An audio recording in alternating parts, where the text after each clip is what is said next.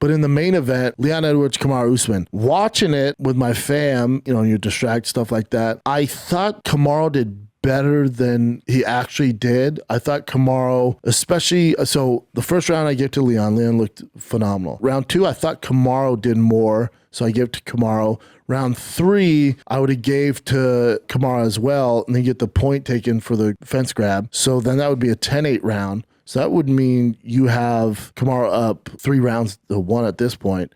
Round 4, you would give to Leon. Round 5, you would give to Leon. So I was like, I think it's a draw. Then when you go back, you look at the CompuStrike numbers, you watch the fight again. I can see how they would give round 1, round 2 to Leon. Round 3, yeah, he landed more shots. So if you gave it to him, that'd be a 9-9 round, right? And then round 4, round 5 would be Leon. So that's kind of what, one judge had a draw, the rest had it scored like that. I thought Leon looked phenomenal. I thought they've spent, 3, 5, 8, and then plus 5 here. So they've spent, 13 rounds together?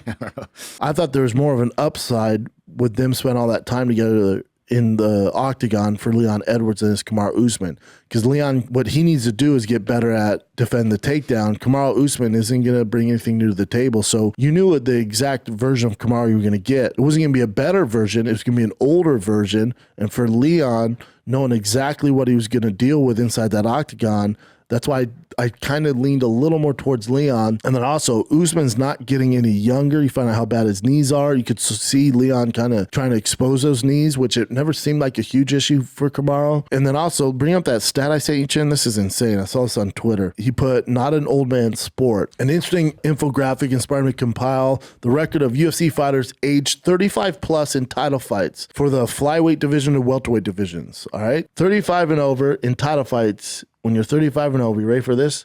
They're 2-28. If you knew that stat going into this fight, would you put more money on it?